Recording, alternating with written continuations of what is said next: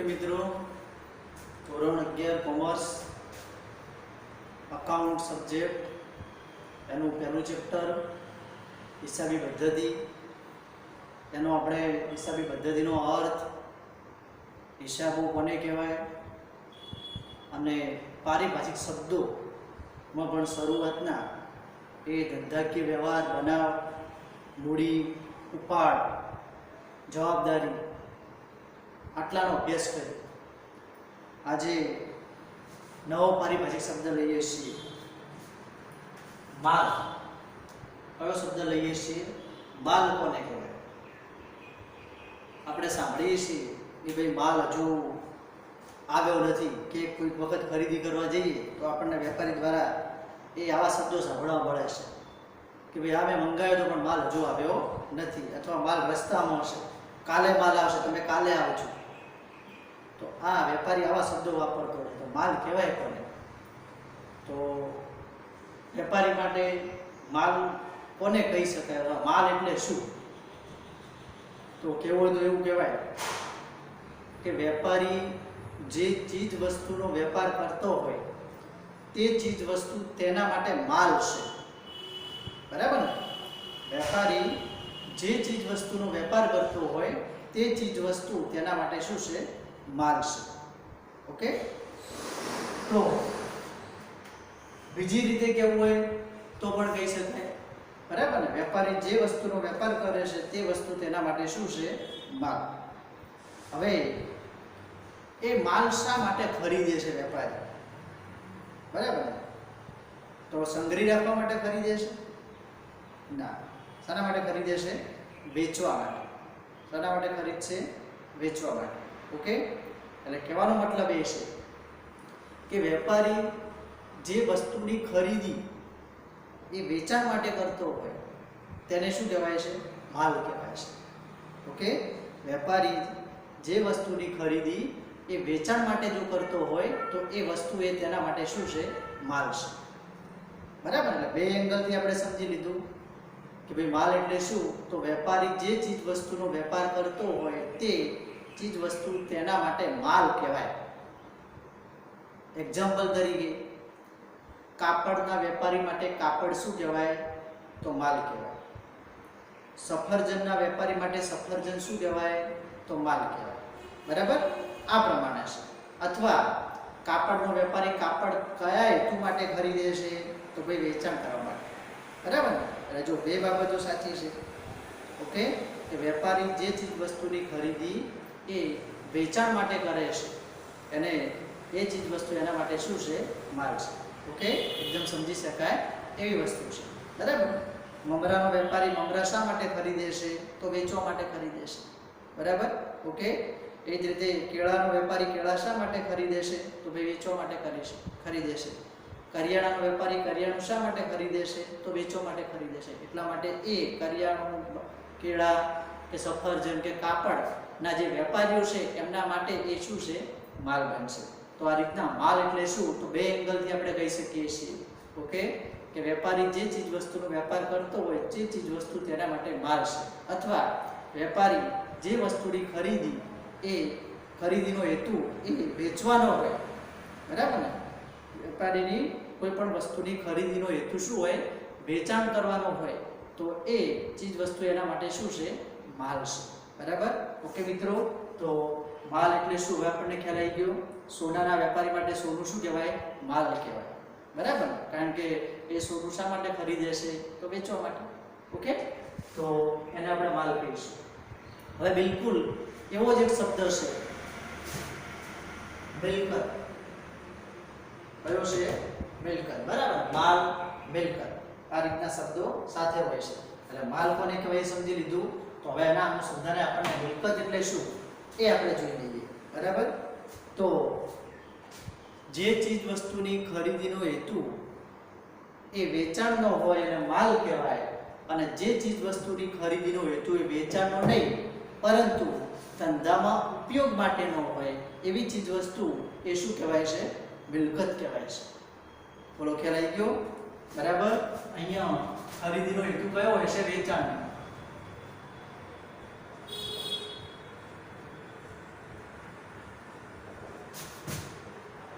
જ્યારે અહીંયા ખરીદીનો હેતુ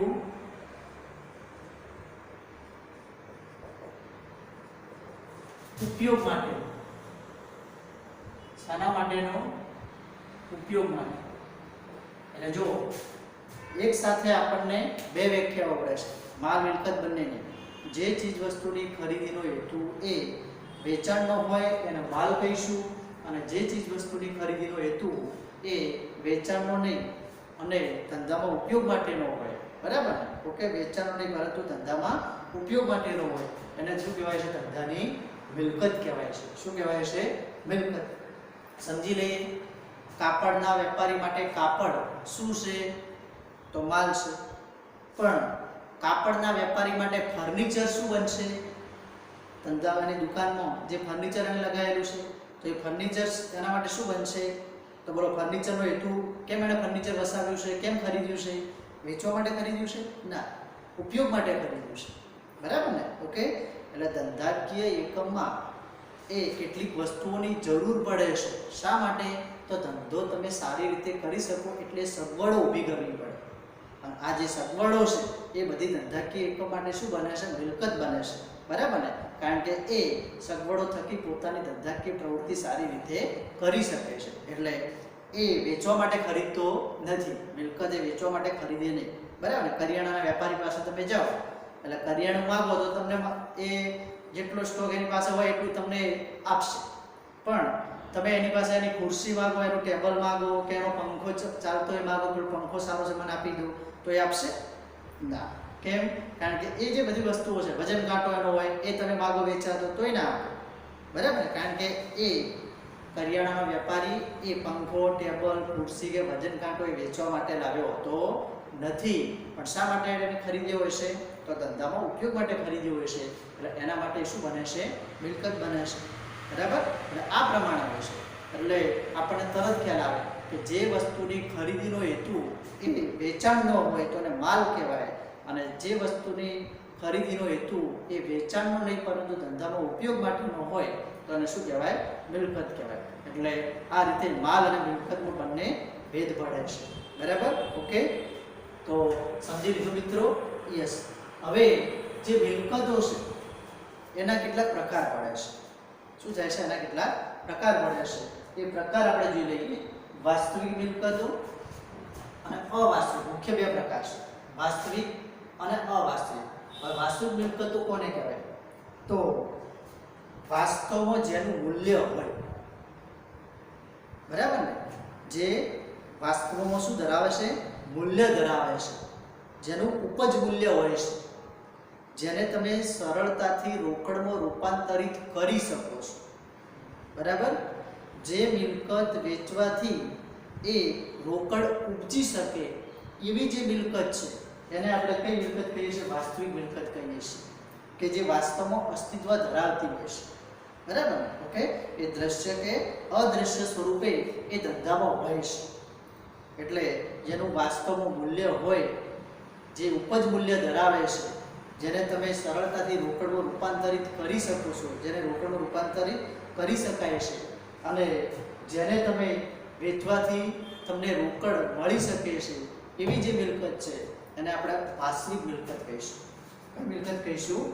વાસ્તવિક મિલકત કહીશું, બરાબર ને? અને વાસ્તવિક મિલકતના પણ પ્રકાર પડે છે, એ ચાલુ મિલકતો અને બિનચાલુ, બરાબર? ઓકે, હવે વાસ્તવિકની સાથે અવાસ્તવિક જોઈએ, બરાબર ને? પછી આગળ વધીએ.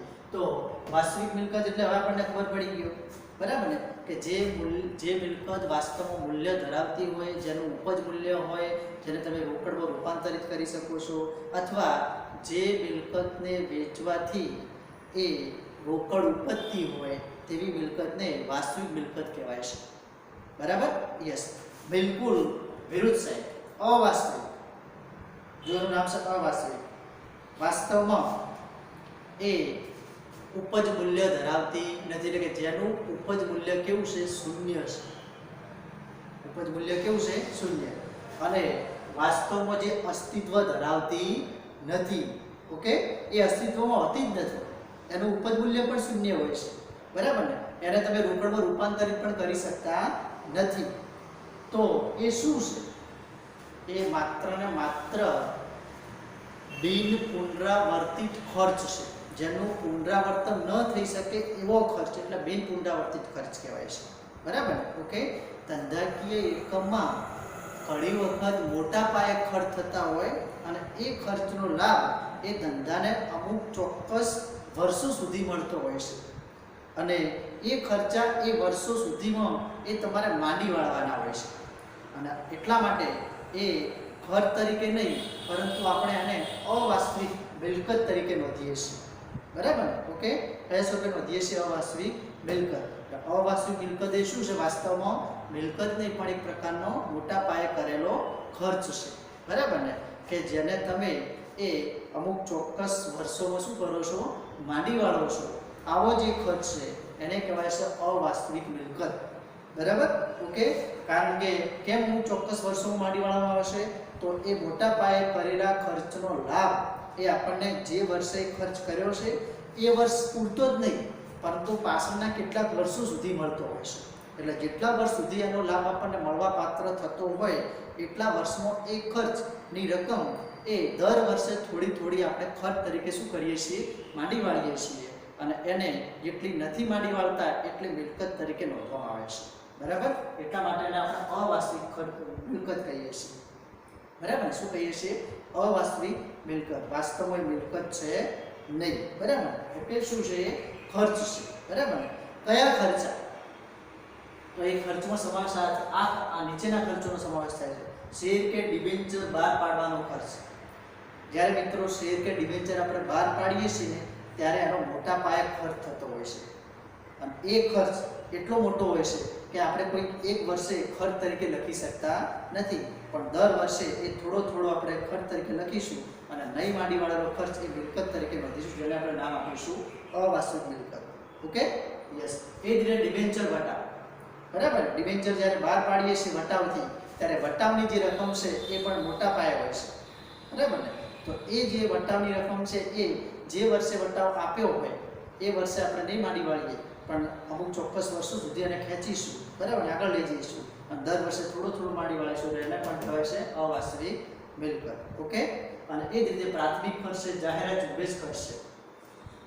એક્ઝામ્પલ તમને આપ્યું જાહેરાત ઝુંબેશ ખર્ચ કે ભાઈ ઘણી વખત કંપનીઓ એ કોઈક એક વર્ષે મોટા પાયે જાહેરાત કરે છે અને જ્યારે મોટા પાયે જાહેરાત કરે ત્યારે જાહેરાતનો ખર્ચ વધી જતો હોય છે. હવે એ કરેલી જાહેરાતનો લાભ એ કંપનીને જે વર્ષે એણે જાહેરાત કરી છે એ વર્ષ પૂરતો જ નહીં પરંતુ ઘણા બધા લોંગ ટાઈમ સુધી એ જે જાહેરાતનો ખર્ચ કર્યો હશે એનો એને લાભ મળે છે. એટલે જે વર્ષે ખર્ચ કર્યો છે એ જ વર્ષે બધું જ રકમ ખર્ચ તરીકે ન નોંધતા એ અમુક ચોક્કસ વર્ષોમાં એ થોડી થોડી શું કરવી પડે છે? ખર્ચ તરીકે નોંધવાની હોય છે, માંડી વાળવાની હોય છે. બરાબર ને? એટલે એ આ બધા જે ખર્ચ છે એને શું કહેવાય છે? અવાસ્તવિક મિલકતો. શું કહેવાય છે? અવાસ્તવિક મિલકતો. એને બીજા શબ્દોમાં પ્રસારિત મહેસૂલી ખર્ચ પણ કહેવાય છે. શું કહેવાય છે? પ્રસારિત મહેસૂલી ખર્ચ. બરાબર ને? પ્રસારિત મહેસૂલી ખર્ચ. બરાબર? ઓકે. અથવા તો મુલતવી રાખેલ મહેસૂલી ખર્ચ. કેવો ખર્ચ? મુલતવી રાખેલ મહેસૂલી ખર્ચ. એટલે આ એના અલગ અલગ નામ છે. બરાબર? અવાસ્તવિક મિલકત અથવા પ્રસારિત મહેસૂલી ખર્ચ અથવા તો મુલતવી રાખેલ મહેસૂલી ખર્ચ. આ એના બીજા નામ છે. ઓકે મિત્રો? તો એ ખર્ચ હોવા છતાંય આપણે એને શું નામ આપીશું? અવાસ્તવિક મિલકતો. વાસ્તવમાં મિલકત છે નહીં પણ શું છે? મોટા પાયે કરેલો ખર્ચ કે જે એક વર્ષે નહીં પરંતુ અમુક ચોક્કસ વર્ષોમાં એ થોડો થોડો શું કરવાનો હશે? માંડી વાળવાનો હોય છે. બરાબર? અને જ્યાં સુધી ન માંડી વળાય ત્યાં સુધી એને મિલકત તરીકે અવાસ્તવિક મિલકત તરીકે નોંધવામાં આવે છે. ઓકે. તો આપણને ખ્યાલ આવી ગયો એમાં કોનો સમાવેશ થાય છે? તો એના આપણે એક્ઝામ્પલ લખેલા છે. ક્લિયર? તો વાસ્તવિક, અવાસ્તવિક. બરાબર? બંને એકબીજાના વિરોધી શબ્દો છે. બરાબર ને? ઉપજ મૂલ્ય ધરાવે છે, ઉપજ મૂલ્ય શૂન્ય છે. બરાબર? રોકડમાં રૂપાંતરિત કરી શકાય છે, રોકડમાં રૂપાંતરિત કરી શકાતી નથી. બરાબર ને? વેચવાથી રોકડ ઉપજે છે અને ઓલરેડી વેચી જ શકાતી નથી. અસ્તિત્વ, ભૌતિક અસ્તિત્વ ધરાવતું જ હોતું નથી. બરાબર ને? એ મિલકત નહીં પણ વાસ્તવમાં શું છે? તો બિન પુનરાવર્તિત ખર્ચ. બરાબર? મોટા પાયે કરેલો ખર્ચ. થોડો ખ્યાલ આવી ગયો? યસ. હવે વાસ્તવિકના પેટા પ્રકારમાં આપણે જઈએ છીએ. બરાબર, સમજીએ કેટલા પ્રકાર પડે છે? બે. ચાલુ મિલકતો અને બિનચાલુ મિલકતો. હવે ચાલુ મિલકતો કોને કહેવાય? તો મિત્રો આપણે ગઈકાલે જોઈ ગયા હતા ચાલુ જવાબદારી અને બિનચાલુ જવાબદારી. બિલકુલ એ જ મિનિંગ અહીંયા છે. બરાબર ને? એ ચાલુ જવાબદારી બિનચાલુ જવાબદારી સમયના આધારે પ્રકાર પડતા હતા અને એમાં ચાલુ જવાબદારી એટલે કે ત્યાં સમય મહત્વનો હતો, 1 વર્ષ હતો. તો અહીંયા પણ જે મિલકતનો સમયગાળો 1 વર્ષનો હોય, બરાબર ને, જે મિલકતનો સમયગાળો કેટલો હોય? 1 વર્ષનો હોય તેવી મિલકતને કઈ મિલકત કહેવાય છે? ચાલુ મિલકત કહેવાય છે. બરાબર ને? સમયગાળો કેટલા વર્ષનો હોય છે? 1 વર્ષનો. બરોબર, ગઈકાલે આપણે જોઈ ગયા હતા ચાલુ જવાબદારીમાં. ઓકે, તો બિલકુલ એ જ બાબત અહીંયા છે. જેમ ચાલુ જવાબદારીનો સમયગાળો ચૂકવવાનો સમયગાળો કેટલો હતો? 1 વર્ષનો. અહીંયા ચાલુ મિલકતનો સમયગાળો કેટલો હોય છે? 1 વર્ષ. જે મિલકતનો સમયગાળો 1 વર્ષનો હોય તેવી મિલકતને કઈ મિલકત કહેવાય છે? ચાલુ મિલકત.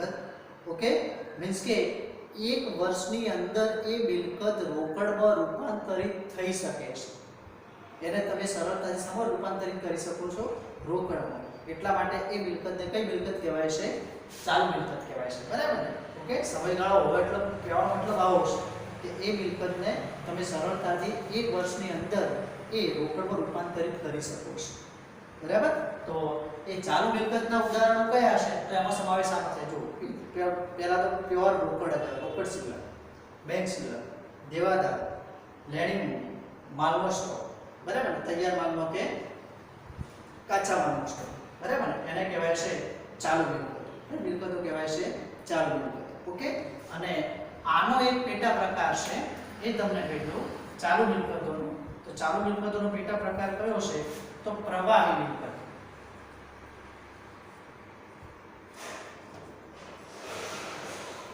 ઓકે મિત્રો, તો ચાલુ મિલકતોનો પેટા પ્રકાર પડે છે પ્રવાહી મિલકતો. તો પ્રવાહી મિલકતો કોને કહેવાય? તો જો જે ચાલુ મિલકતો છે એમાંથી હું માલનો સ્ટોક માઈનસ કરું એટલે મને કઈ મિલકતો મળે? પ્રવાહી મિલકત. ખ્યાલ આવે છે ને? પ્રવાહી મિલકતો કોને કહેવાય? તો પહેલા મારી પાસે શું હોવું જોઈએ? ચાલુ મિલકતો. ચાલુ મિલકતોમાંથી મારે શું માઈનસ કરવાનું? માલનો સ્ટોક. બરાબર? માલનો સ્ટોક હું ચાલુ મિલકતોમાં બાદ કરી દઉં, પછી જે મિલકતો વધે છે એને શું કહેવાય છે? પ્રવાહી મિલકતો. એટલે બિલકુલ ઝડપથી તમે રોકડમાં રૂપાંતરિત કરી શકો છો. કારણ કે જો કઈ કઈ વધે છે? રોકડ શિલ્લક, બેંક શિલ્લક, દેવાદાર, લેણી.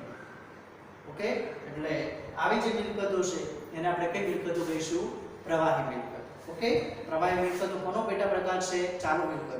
બંને વચ્ચે શું ડિફરન્સ છે? તો માલનો સ્ટોક. બરાબર? ચાલુ મિલકતો માલના સ્ટોકનો સમાવેશ થાય છે અને પ્રવાહી મિલકતો સુધરી હોય ચાલુ મિલકતોમાંથી માલનો સ્ટોક મારે શું કરવો પડે છે? માઈનસ કરવો પડે છે. એને કહેવાય છે પ્રવાહી મિલકતો. કેમ બંને અલગ પડે છે? તો આ મિલકત 1 વર્ષની અંદર રોકડમાં રૂપાંતરિત કરી શકાય છે અને એના કરતાં ઝડપી એ પ્રવાહી મિલકતોને એ રોકડમાં રૂપાંતરિત કરી શકાય છે. એટલા માટે નામ છે પ્રવાહી મિલકતો. ક્લિયર? ઓકે, ચલો હવે આપણી વાત ચાલુ હતી ચાલુ મિલકતો. ચાલુ મિલકતો એટલે શું આપણને ખ્યાલ આવી? બરાબર ને? કે જે મિલકતનો સમયગાળો 1 વર્ષનો હોય એને આપણે નામ આપવું ચાલુ મિલકતો. તો બોલો બિનચાલુ મિલકતો કોને કહેવાશે? તો હવે તમને આઈડિયા આવી ગયો હશે કારણ કે સમયના આધારે પ્રકાર પડેલા છે ચાલુ અને બિનચાલુ. બરાબર? તો બિનચાલુ મિલકતો કોને કહીશું? તો જે મિલકતનો સમયગાળો 1 વર્ષ કરતાં વધારે હોય. બરાબર? 1 વર્ષ કરતાં કેવો હોય ભાઈ? વધારે. 1 વર્ષથી વધુ. બરાબર? તો જે મિલકતનો સમયગાળો 1 વર્ષ કરતાં વધારે હોય તેવી મિલકતનો બિનચાલુ મિલકતો કહેવાય છે મિત્રો. ઓકે, કહેવાનો મતલબ કે એને તમે 1 વર્ષ સુધીમાં સરળતાથી રોકડમાં રૂપાંતરિત કરી શકતા નથી. એટલા માટેનું નામ છે બિનચાલુ મિલકતો. બરાબર? હવે બિનચાલુ મિલકતોના પણ પેટા 2 પ્રકાર પડે છે: દ્રશ્ય મિલકતો અને અદ્રશ્ય મિલકતો. તો દ્રશ્ય મિલકતો કોને કહેવાય? હવે દ્રશ્ય આ શબ્દો કઈ આપણા માટે નવા છે નહીં. દ્રશ્ય એટલે ઓકે તમને ખ્યાલ જ છે જેને આપણે બિલકુલ જોઈ શકીએ છીએ. બરાબર ને? જેને સ્પર્શ કરી શકીએ છીએ. બરાબર? તો એવી મિલકતો કે જેને તમે જોઈ શકો છો અને સ્પર્શ કરી શકો છો તેવી મિલકતોને કઈ મિલકતો કહેવાય છે? દ્રશ્ય મિલકતો. ઓકે, અને જે મિલકતોને તમે જોઈ શકતા નથી, સ્પર્શી શકતા નથી અને સતત ધંધાકીય એકમ અસ્તિત્વ ધરાવતી હોય છે એવી મિલકતોને કઈ મિલકતો કહેવાય છે? અદ્રશ્ય મિલકતો. બરાબર ને? કેવી કહેવાય છે? અદ્રશ્ય. અને એ દ્રશ્ય અને અદ્રશ્ય મિલકતોમાં ખરેખર કઈ મિલકતોનો સમાવેશ થાય છે એની વાત કરીએ તો દ્રશ્ય મિલકતો પણ આવશે જમીન, મકાન, ફર્નિચર, યંત્રો, વાહનો. બરાબર ને? આ બધી શું આવે છે? દ્રશ્ય મિલકતોમાં. તમે જુઓ, બોલો જમીનને જોઈ શકાય કે નહીં ભાઈ? મકાનને, ફર્નિચરને, યંત્રોને, વાહનોને જે રસ્તા ઉપર ભરે છે વાહનોને જોઈ શકાય છે? ઓકે, બધાને જોઈ શકાય છે. અને તમે સ્પર્શ કરવો હોય તો સ્પર્શ પણ કરી શકાય. એટલા માટે દ્રશ્ય મિલકતો છે. જ્યારે અહીંયા આવો અદ્રશ્ય કે જેને જોઈ શકાતી નથી, સ્પર્શી પણ શકાતી નથી એવી મિલકતોને આપણે શું નામ આપીશું? અદ્રશ્ય મિલકતો. હવે અદ્રશ્ય મિલકતોમાં કોણ આવશે? પાઘડી. હવે જો જોઈ શકાતી નથી એટલે હું તમને બતાવી શકતો નથી. બરાબર ને? ઓકે, આ બોર્ડ છે, જોઈ શકાય છે એટલે હું તમને બતાવી શકું ભાઈ આ બોર્ડ છે. બરાબર? કારણ કે દ્રશ્ય છે. હવે પાઘડી તો અદ્રશ્ય છે, હું તમને બતાવી શકતો નથી. બરાબર ને? પણ એના વિશે સમજાઈ શકું છું, પણ અત્યારે નહીં સમજાવું. જ્યારે જરૂર પડે ત્યારે સમજાઈશ, અથવા તો આવતી સાલ અકાઉન્ટમાં આખું ચેપ્ટર આવશે. બરાબર ને? ત્યારે હું તમને સમજાઈશ. બરાબર? પાઘડી એ એક પ્રકારની અદ્રશ્ય મિલકત છે. પ્રતિષ્ઠાનું મૂલ્ય ધરાવે, ધંધાની પ્રતિષ્ઠાનું મૂલ્ય ધરાવે. એ રીતના પેટન્ટ. પેટન્ટ એટલે હક. પેટન્ટ એટલે હક. બરાબર ને? ઓકે, તમે જુઓ કે હા, અહીંયા કોરોના ચાલે છે. કોરોનામાં બધી જ કંપનીઓ, બધા જ દેશની કંપનીઓ વેક્સિન શોધવાનો પ્રયત્ન કરે છે, મીન્સ કે દવા. બરાબર? જે કંપની એ વેક્સિન શોધશે એ કંપની પહેલા શું કરશે? તો પહેલા એના હક ખરીદી લે. શું ખરીદી લે? હક. અને હક ખરીદી લેવાનો મતલબ શું થાય? કે એ કંપની એ દવા એ માત્ર ને માત્ર પોતે જ બનાવી શકે. બરાબર ને? કોરોનાની દવા માત્ર ને માત્ર પણ બનાવી શકશે, એ જ બનાવી શકે આખા વિશ્વમાં, કારણ કે એને હક ખરીદી લીધી. બરાબર ને? ઓકે, એના સિવાય બીજું કોઈ બનાવી શકે નહીં. એટલે આને પેટન્ટ કહેવાય. શું કહેવાય? પેટન્ટ એટલે હક. બરાબર ને? ઓકે, કોપીરાઇટ તો આ પણ એક પ્રકારનો હક છે. કોપી એટલે નકલ અને રાઇટ એટલે હક, કોપી કરવાનો હક. બરાબર? તમે કોઈ પણ પુસ્તકની એ ઝેરોક્ષ કરાવી શકતા નથી. બરાબર ને? કાયદેસર રીતે એ જે એનો પ્રકાશક છે એ તમારા ઉપર કાયદેસર કાર્યવાહી કરી શકે જો એને ખબર પડે તો, ઝેરોક્ષ કરાવી હોય તો. અને કહેવાય કોપીરાઇટ. એટલે મૌલિક લખાણ, સંગીત કે આની આપણે કોપી કરી શકતા નથી. એટલે કોપીરાઇટ મેળવી લેવો પડે છે. ફોર્મ્યુલા. બરાબર? ચોક્કસ પ્રકારના આઈડિયા, સોફ્ટવેર જેને કહેવાય છે. શું કહેવાય છે? સોફ્ટવેર. એને ફોર્મ્યુલા કહેવાય. એટલે સોફ્ટવેર પણ એ કેવી મિલકત છે? અદ્રશ્ય. અને ટ્રેડમાર્ક. બરાબર ને? ચોક્કસ પ્રકારનો લોગો. ઓકે, આપણને ખબર છે પાર્લેજી, નિરમા પાવડર. બરાબર ને? એના પોતાના લોગા છે. નિરમા પાવડર, વોશિંગ પાવડર તમે જુઓ તો એનો કોઈ ચોક્કસ લોગો છે. બરાબર? એક છોકરી કુદડી ફરતી હોય છે તો આ જે છે એનો ઉપયોગ માત્ર નિરમા કંપની જ કરી શકે. બરાબર? પાર્લેજી, નાના બાળકનું ચિત્ર હોય છે એના પેકિંગ ઉપર, એનો ઉપયોગ માત્ર ને માત્ર એ પાર્લેજી જ કરી શકે, બીજી કોઈ કંપની કરી શકે નહીં, કારણ કે એના આકેના ખરીદી લીધા છે. એના ટ્રેડમાર્ક કહેવાય. બરાબર? ચોક્કસ પ્રકારનો લોગો. તો આ બધું જે છે એને આપણે એ જોઈ શકતા નથી. આ એવી મિલકત જેને જોઈ શકાય. તમે ધંધાના સ્થળ ઉપર આંટો મારવા જાઓ તો આ કશું ના હોય, એ ખાલી ચોપડે લખેલું હોય. અને ધંધાના સ્થળ ઉપર આંટો મારવા જાઓ તો આ બધી તમને જોવા મળે. કોઈ કંપનીમાં ગયા હોય તેની જમીન જોવા મળે, મકાન જોવા મળે, આલિશાન મકાન હોય. બરાબર? ઓકે, એના ફર્નિચર કેવું સજાયેલું હોય પણ તમને જોવા મળે છે. પણ આ મિલકતો તમને જોવા મળતી નથી. ચોપડે અસ્તિત્વ ધરાવતી હોય છે. ઓકે મિત્રો, હોય છે પણ ચોપડે અસ્તિત્વ ધરાવતી. તો આ રીતના એ બિનચાલુ મિલકતો એના પેટા બે પ્રકાર, દ્રશ્ય અને અદ્રશ્ય. બિનચાલુ ને બીજી કાયમી મિલકતો પણ કહેવાય છે. બિનચાલુનું નામ શું છે? બીજું કાયમી મિલકતો. બિનચાલુ જે ચાલતી નથી, સ્ટેબલ રહેશે. કેવી રહેશે? એકદમ સ્ટેબલ. આ ચાલે છે, રોકડમાં રૂપાંતરિત સરળતાથી થાય છે એટલે એને ચાલુ કહેવાય છે. આ રોકડમાં રૂપાંતરિત સરળતાથી થતી નથી. બરાબર? એટલે બિનચાલુ કહેવાય. તમે જુઓ કે જમીન વેચવાની હોય તરત વેચાઈ ના જાય, એના માટે રાહ જોવી પડે. મકાન વેચવું હોય, હું સવારમાં વેચવા નીકળું, સાંજે વેચાઈ જાય ના, એટલે એને બિનચાલુ કહેવાય છે. એને સરળતાથી રોકડમાં રૂપાંતરિત કરી શકાતી નથી. મીન્સ કે એનો સમયગાળો છે 1 વર્ષ કરતાં કેવો હોય છે? વધારે. બરાબર? એટલે જે સરળતાથી તમે રોકડમાં રૂપાંતરિત કરી શકો છો 1 વર્ષની અંદર, અને ચાલુ મિલકત કહેવાય. જેને તમે 1 વર્ષની અંદર રોકડમાં રૂપાંતરિત કરી શકતા નથી, એને શું કહેવાય છે? બિનચાલુ. ઓકે મિત્રો, તો અહીંયા આજે આપણે આખું એ મિલકત શબ્દનો અર્થ અને એના જે પ્રકાર પડે છે, બરાબર ને, એ જોઈ લીધું. ઓકે, એની પહેલા આપણે માલ શબ્દ જોયો. માલ અને મિલકતનો શું તફાવત છે આપણે જોયું. ફરી પાછા યાદ કરીશું. ઓકે, જે વસ્તુની ખરીદીનો હેતુ એ વેચાણનો હોય તો એને માલ કહેવાય, અને જે વસ્તુની ખરીદીનો હેતુ વેચાણનો નહીં પરંતુ ધંધામાં ઉપયોગ માટેનો હોય તો એને શું કહીશું? મિલકત કહીશું. કાપડના વેપારી માટે ફર્નિચર મિલકત છે, અને ફર્નિચરના વેપારી માટે કાપડ કે ટેપ, બરાબર ને, એના ઉપયોગ માટેનું ટેબલ કે પંખો એ શું છે? તો એના માટે મિલકત છે. તો આ પ્રમાણે આપણને ખ્યાલ આવી ગયો છે. Okay, yes. તમારે લખવાનું છે, યાદ રાખવાનું છે, બરાબર ને, ચોપડામાં, અને એના મિનિંગ પણ એ ખાસ યાદ રાખવાનો પ્રયત્ન કરવાનો છે. યસ.